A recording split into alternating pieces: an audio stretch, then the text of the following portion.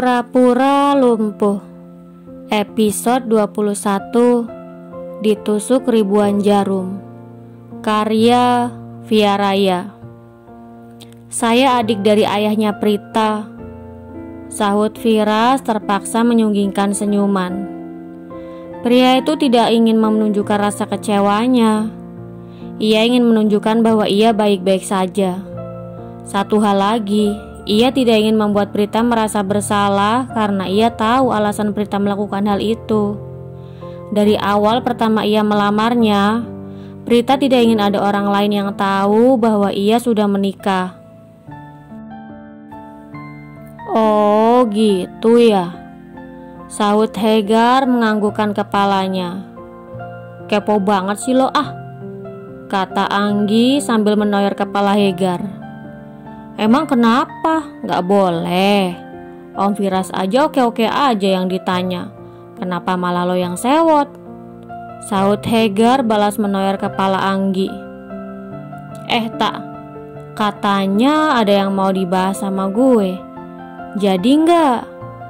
Tanya Anggi masih penasaran. Ntar aja, gak enak kalau harus ninggalin Hegar sendiri, sahut Prita.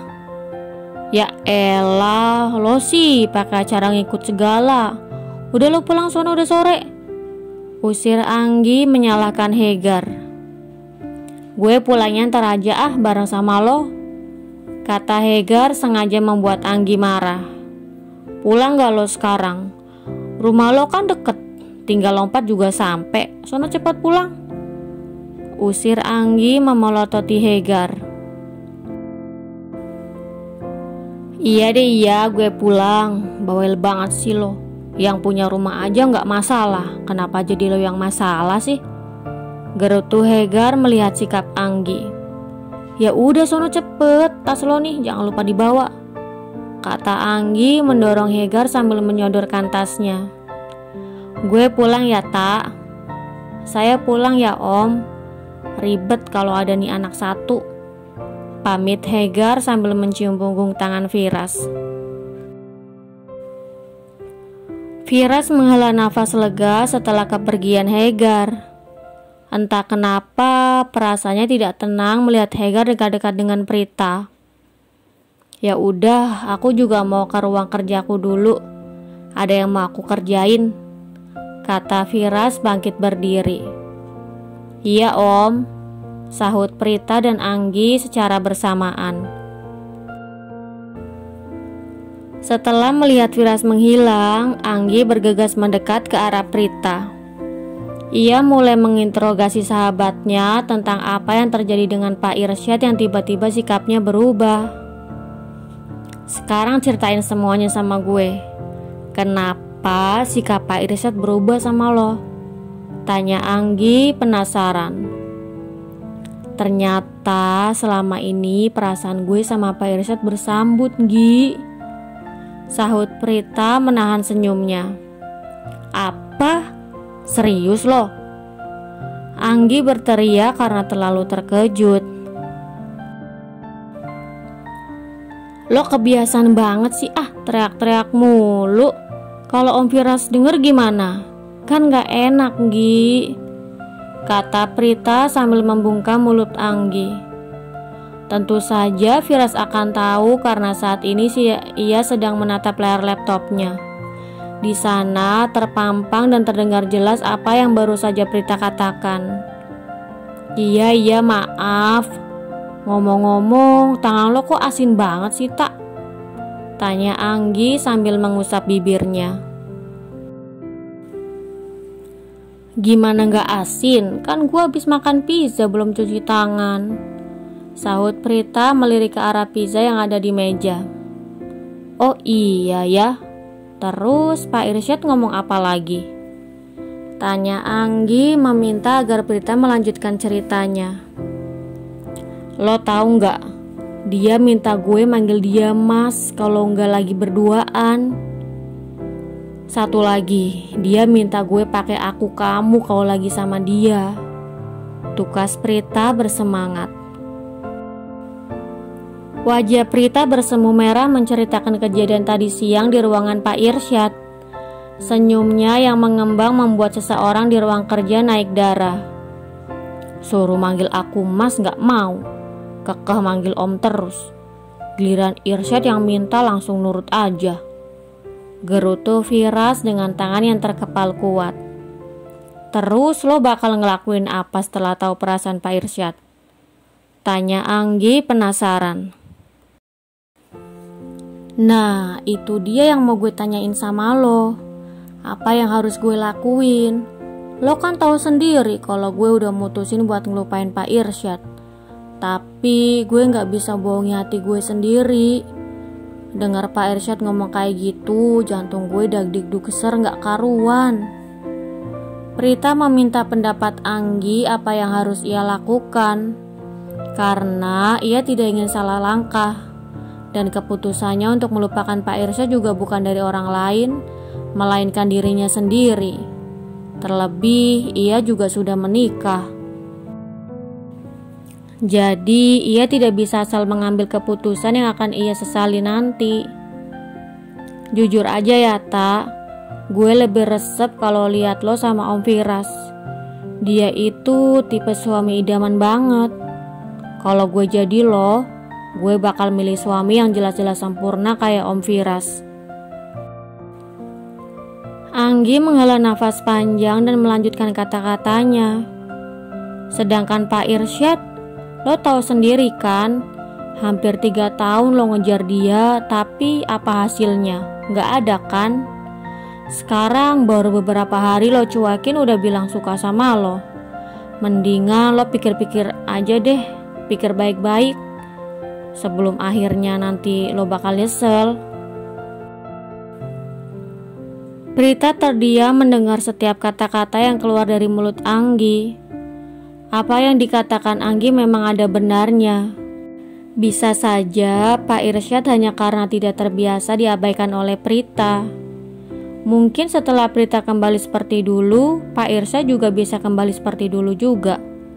Menjadi Pak Irsyad yang dingin, yang selalu menolak dan mengabaikan Prita. Iya juga sih Nggi, gak tahu kenapa gue juga udah ngerasa nyaman banget sama Om Firas, kata Prita membenarkan setiap perkataan Anggi.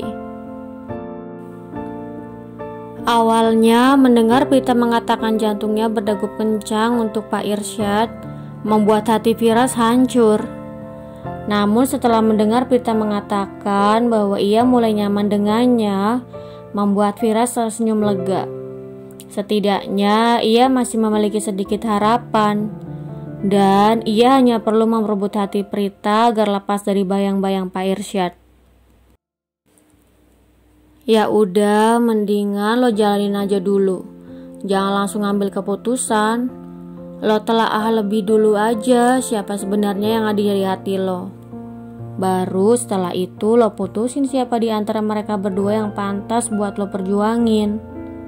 Sahut Anggi merangkul bahu Prita menggebu. Iya Nggi, lo bener. Lo emang sahabat gue yang terbaik, kata Prita balas memeluk Anggi lebih erat. Ngomong-ngomong, udah sore nih Tak, gue balik dulu ya, kata Anggi berencana untuk pulang. Tiba-tiba terdengar suara bariton milik Firas menggelegar di ruang tamu. Entar aja Nggi pulangnya, baru juga jam 5, kata Firas tiba-tiba menyambar. Besok-besok aja Om main kesini lagi. Soalnya tadi aku lupa ngabarin ibu. Aku takut ibu khawatir nyariin aku, sahut Anggi menolak. Ya udah gue anterin ya, tapi gue mandi dulu sebentar, kata Prita.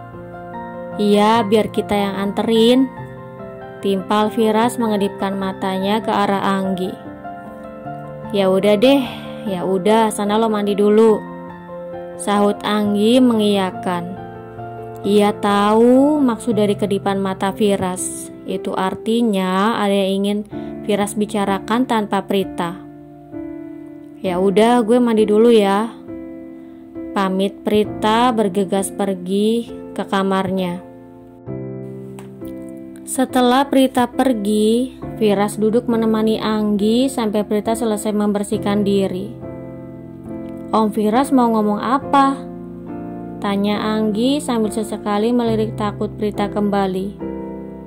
Gak ngomong apa-apa sih, sahut Firas ragu.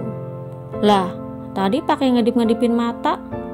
Aku kira Om Firas mau ngomong sesuatu soal Prita, kata Anggi menebak. Gimana ya? Aku mau nanya soal Irsyad. Hubungan dia sama Prita di sekolah gimana? Akhirnya Firas langsung bertanya pada Anggi. Oh itu. Tapi Om Firas harus jujur dulu sama aku. Perasaan Om Firas sama Prita gimana? Tanya Anggi ingin Firas jujur mengenai perasaannya terhadap Prita. Kamu mau aku jawab jujur atau bohong? Tanya Firas.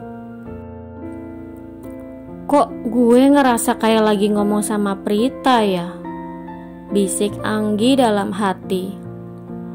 Firas memang sedikit mirip dengan Prita. Mungkin karena mereka sudah terbiasa tinggal bersama, jadi apa yang Prita lakukan sedikit meniru Firas. Begitu juga dengan sebaliknya. Ada kalanya Firas yang meniru hal-hal yang biasa Prita ucapkan. Jujur dong Om, soalnya ini menyangkut kebahagiaan sahabat aku, dan aku mau yang terbaik buat dia, sahut Anggi menjelaskan. Jujur, pertama menikahi Prita aku gak ada perasaan apa-apa. Dan setelah tinggal bersama, aku merasa hidup aku jadi lebih berwarna. Kadang aku ngerasa kesel kalau ada laki-laki lain yang suka sama Prita. Apalagi kalau ada laki-laki yang Prita sukai. Rasanya tuh kayak ditusuk ribuan jarum, kata Firas menjelaskan perasaannya secara detail.